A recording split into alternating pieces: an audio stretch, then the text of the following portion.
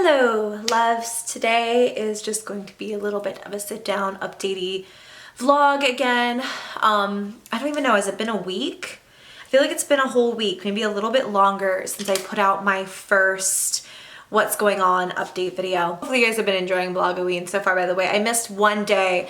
I missed Sunday entirely, so I uploaded Sunday's video on Monday and Monday's video on Tuesday because today is Tuesday. And then this is gonna go live tomorrow, so I'm sorry I missed a day, but I kind of asked on Twitter if it would be cool if I just like made a little bit of a chatty video again, just talking about like how things have been, how things have changed since I said that my dad died.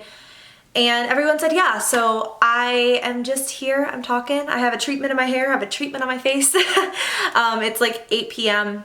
and I'm just gonna have a little bit of a chat with you guys. So I hope you're all doing really well. Something I've wanted, or something that the title of this video is I'm Not Okay. That's not like a cry for help or me saying, you know, like things are terrible, things are really bad, I'm just not okay. And the reason that I say that is because in between the really kind comments and the people being really supportive, and even the people who may not understand but who are still being really supportive, there have only been, I can count them on one hand, of negative or just kind of like not kind comments.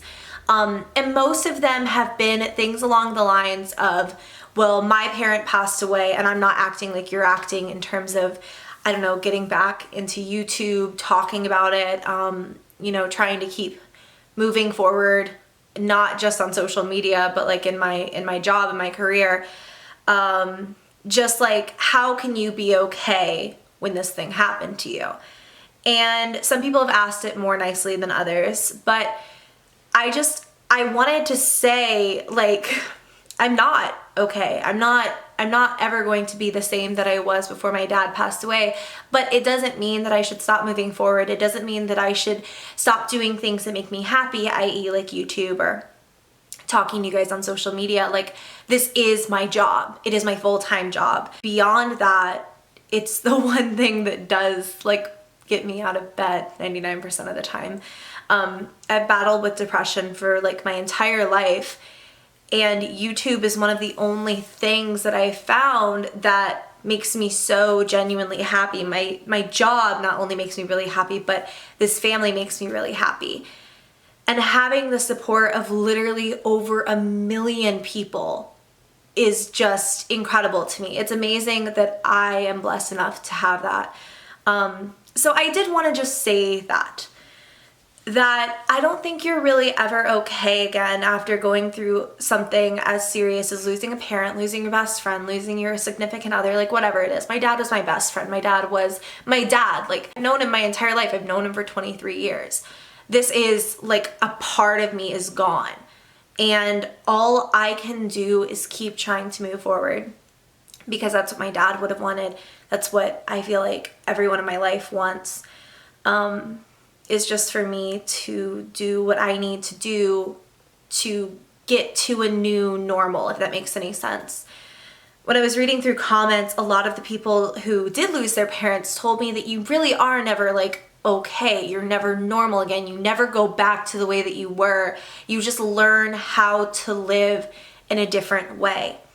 Especially when you're really close to your parent, like I was. My dad and I talked every single day of my life. And it really hit me when I got home. So when I got back to Texas, hang on guys, I'm gonna find a lip balm of some kind. I exfoliated my lips earlier and they feel like a mess. Okay, I got one of those like YSL lip oil things. They feel like crap. I hate when the weather changes. But yeah, I felt like when I got home from Georgia, when I got back to Texas, I guess it was because like, you know, I was alone again. Tyler took emergency work. He took emergency leave to go back to Georgia with me, obviously, because it was a family emergency. And obviously he had to go back.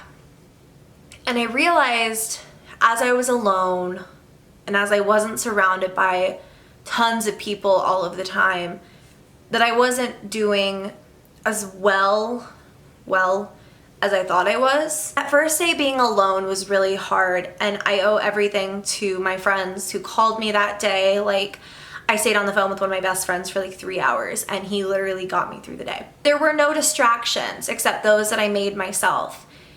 And it would just hit me like, wow, this is the longest I've ever gone without talking to my dad. And I would keep thinking that over and over and over again. And then the next day I woke up alone, obviously, and I tried to call him without even thinking twice. I just picked up the phone and I called him because it was a lot of the times he was the first person I talked to in the mornings.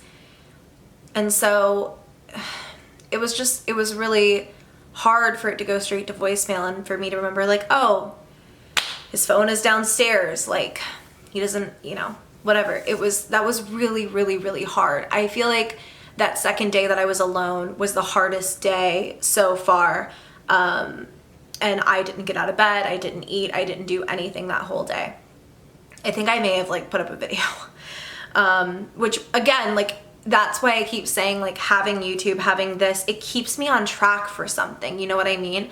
And being active on social media, again, it like keeps me on track for something. So that day was really hard.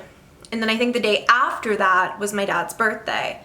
And that was rough. That was my dad's 60th birthday. And I would just think all day long about how I needed to call him, and then it would hit me like I can't call him. I wound up baking a cake and writing out a card, and I'm gonna, I think every year on his birthday, write him a card and then keep them. And I think I'm gonna have my brother do it too. He was really interested in it. So yeah, that was what I did on his birthday, but his birthday was really hard. And as I keep moving forward, it's strange to me. At first, I kind of thought, okay, I've got this. I can stand upright. I can be the strong one. I can do all of the legal things, because there are so many legal things that come into play when someone passes away. And my dad had real estate. He had a car, like he had things under his name. He was living in Alaska, even though like he was still a Georgia resident. He hadn't been living there for very long. So like there's all of these things and all of these places and all of these forms to fill out and certificates, you know, like a death certificate and filing to become the head of someone's estate because my dad didn't have a will. It's just such a complicated process that I wouldn't wish on anyone, but particularly that I would never wish on like a 23-year-old. I would never, you know, I'm glad that I'm here and my brother doesn't have to do this alone. And of course, like I have my mom helping me, I have my mom's boyfriend helping me, I have like so many people have reached out and offered advice. I've gotten emails from you guys like letting me know, hey, here's what I did. You know what I mean? And when I ask questions, I always get answers on social media and stuff. And so it's not really been scary or rough. Nothing is complicated anymore. Like I'm terribly anxious about everything and anything. But ever since like my dad passed, nothing freaks me out the way that it used to. Like, I don't know how to explain it, but things that would normally send me into blind panic, like things that I would normally hyperventilate over, don't freak me out anymore. So like dealing with lawyers, all of these things that scare the crap out of me, you know what I mean? Like it's nothing. Like nothing is ever going to be as big of a deal as this was. And so I've been going through that, and it's been more hard keeping moving. Like it's hard not to do it all at once. Like I wish I'd been able to knock everything out of the way in those first 2 weeks that I was with my family, that I had that full support system, but you can't. It's such a lengthy and annoying process. Annoying probably isn't the right word, but I hope you guys understand what I mean. Like, it's just such a difficult process, and all I want to do is like know where everything is, make sure that nothing, you know, everything that was in my dad's name is taken care of, and then I just want to get it over with. And like I can't do half of that without going through certain processes that take like 30 or 60 or 90 days. So there's all these things going on, and I feel like I kind of stopped moving on them for a few days, and now I'm finally getting back into it. I'm trying to keep moving. It's just like the one person that I would go to ask adult questions. Like my dad knew everything. I don't know how he knew everything, but he literally knew everything. And if he didn't know what I was asking, he would figure out an answer. Like with YouTube and stuff like that. Legal things would come up all the time on YouTube, and I would ask him questions, and even though he didn't know the answer, he completely acted like he had it under control. And he would call lawyers, and he would call, you know, whatever. You know what I mean? Like my dad knew how to get shit done.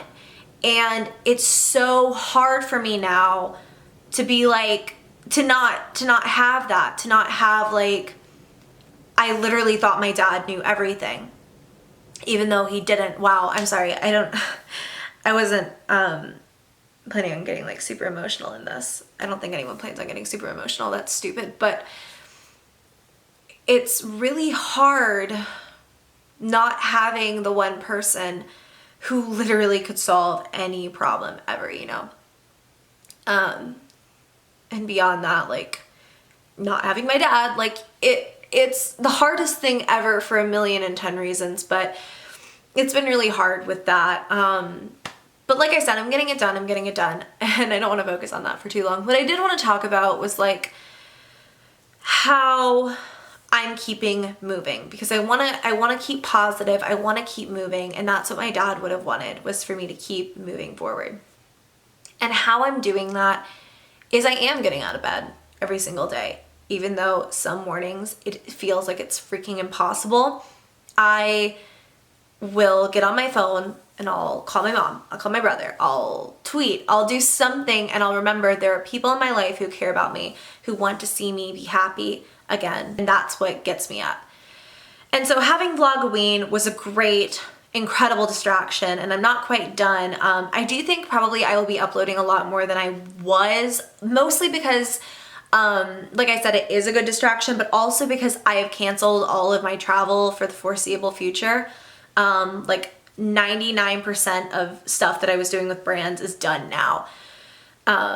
Anything I could get out of contractually wise, there were a lot of contracts that I signed that I couldn't get back, but all of my travel stuff I managed to get canceled. So yeah, I'm gonna be here, aside from there might be one thing, but for the most part, you know, just pretty much making videos and trying to get back to a sense of normalcy, that new normal that I was talking about.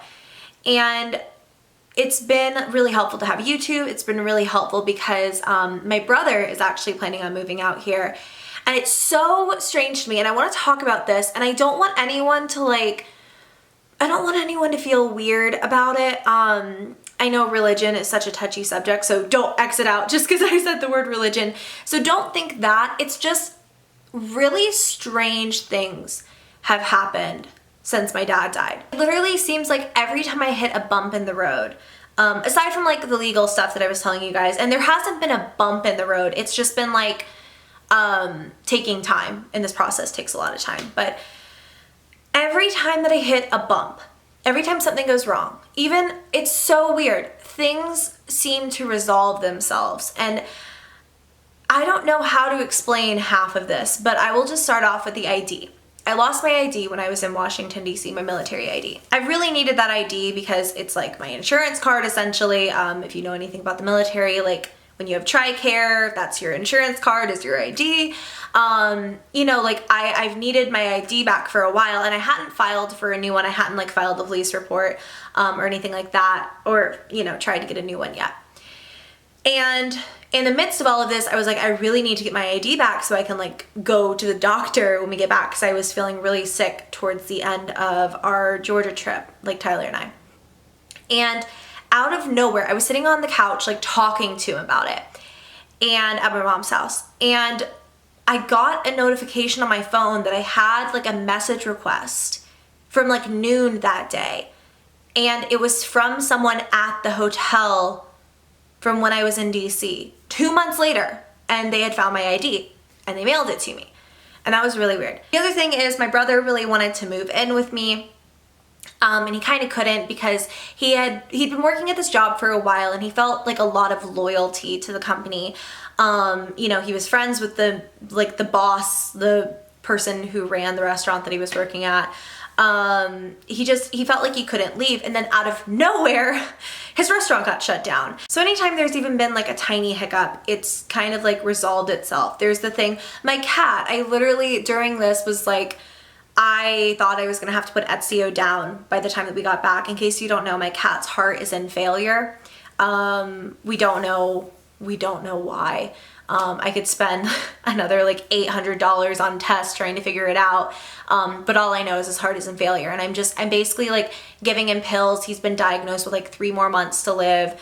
And I got back and we left him with the house sitter, a friend of mine who was giving him pills every day and stuff. But when we got back, like I took him to the vet to go see how bad he was, because I was thinking, okay, like the vet really didn't think he had much longer than this. And like his heart isn't nearly as inflamed as it was when I left Texas. And he's been having a lot of trouble with fluid in his lungs. Pulmonary edema, I guess, is like a thing that comes along with heart failure. And the fluid in his lungs isn't nearly as bad as it was before I left Texas. And the doctor like said, this is so strange. I would say he has another year if he stays like this. So just like things that, I don't know, every time that I hit a hiccup or anytime anything goes wrong, it seems to resolve itself really quickly. So I won't get into like guardian angels or that my dad's watching over me or anything like that. But it's kind of been comforting, whatever it is, for sure. And that's all I'll say about that. But last night was the first time I had a dream about my dad. I'm sorry, I can't talk. And I was wondering when that was going to happen, because I have pretty vivid dreams all of the time, and I was really wondering when the first one about my dad was going to be. And in it, I just talked to him. And it was weirdly, again, it was like strangely comforting. It was about things that had just been bothering me, and like I worked them out in my dream, and when I woke up I remembered all of it, and I had like a game plan for these things that were stressing me out. So it wasn't, I was wondering if it was going to be really hard to have a dream about my dad, and I'm glad it wasn't. Because I knew it would happen eventually, you know what I mean? So it wasn't bad, and I actually woke up feeling better today than I felt in a while. I wound up cleaning my house and taking a day for skin and hair and just sort of pampering myself a little bit.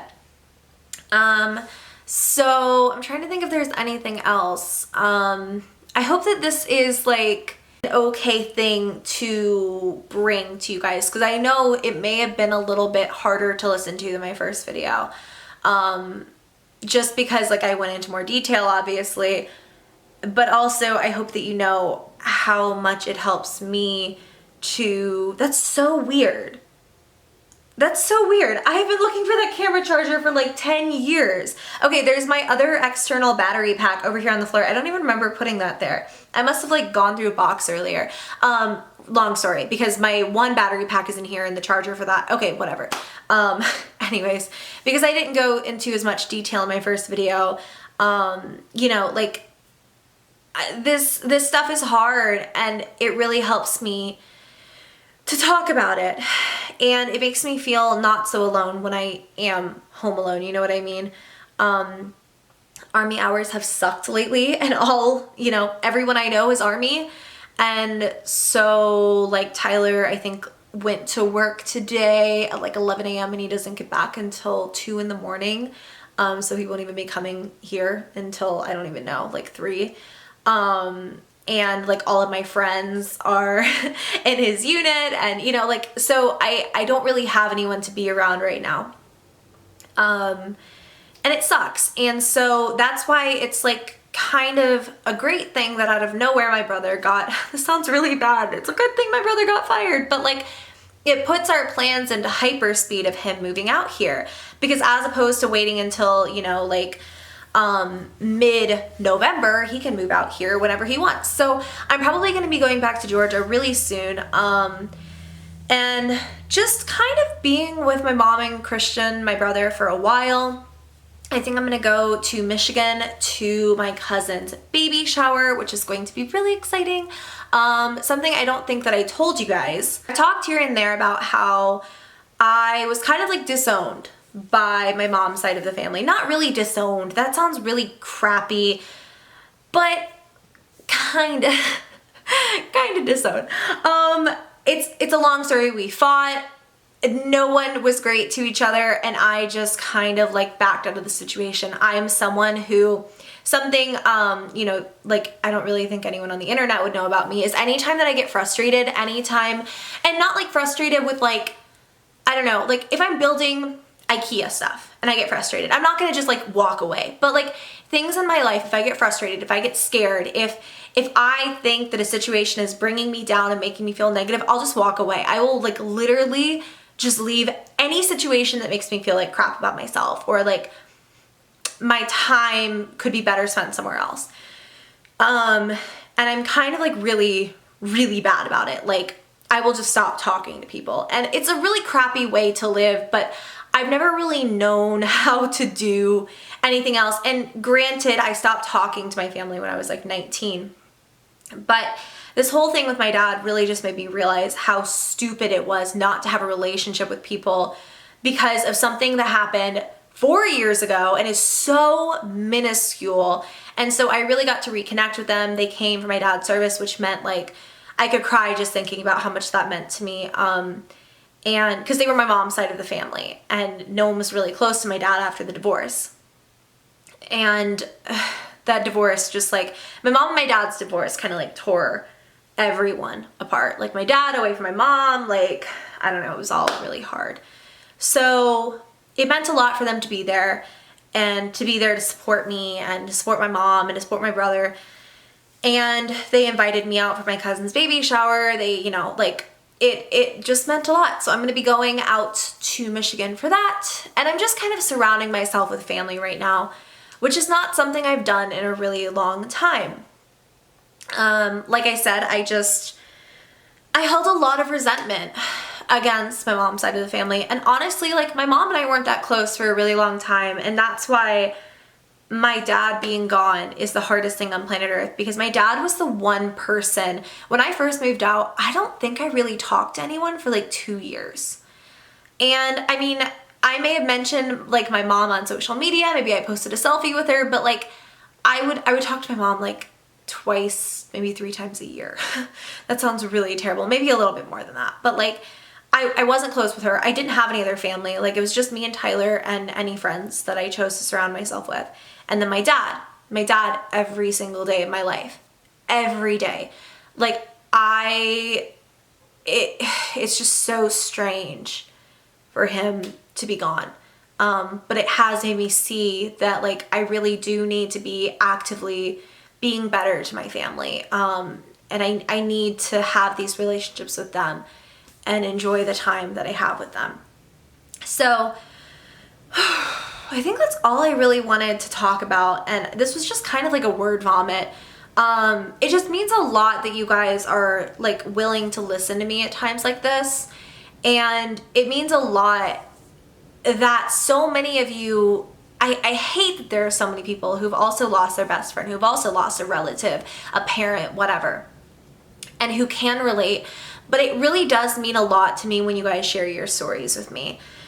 And so that's just kind of like my little update thing, talking about like, am I okay? Am I not okay? Whatever.